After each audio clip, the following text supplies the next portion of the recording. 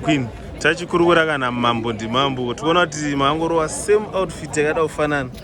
Mama nhasi Mambo kadzi zvamakapfeka zvinokosta mari izvi. Ndakapfeka ini zvinotoda Mambo.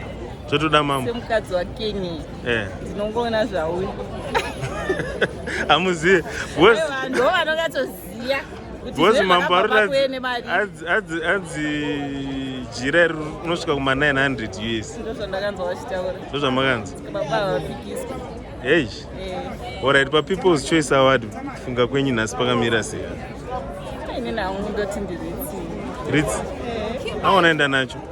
Ritsi anoenda nacho. Handiti? Ritsi anoenda. Saka rega tione zvine zvakamira sei. Jeremaya zviri sei sei? Aiwa tinofara makadiwa imi. Handiti?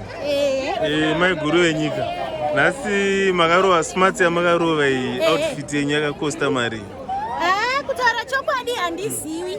Hamuzivi? Nekuti iri dress ndakaripiwa nemunini wangu paakauya last year ndewe kuCape Town.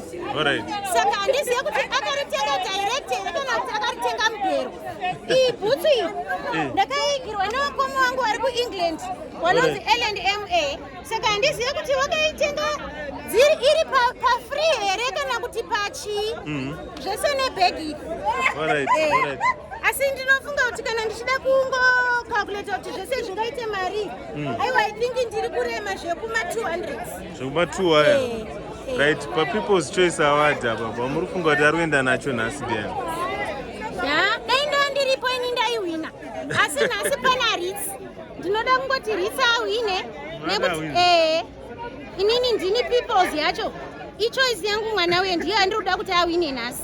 Andirika? Saka rega tione zvinomira sei. Aiwa maite enyu. Andirika? Thank you so much. Thank you.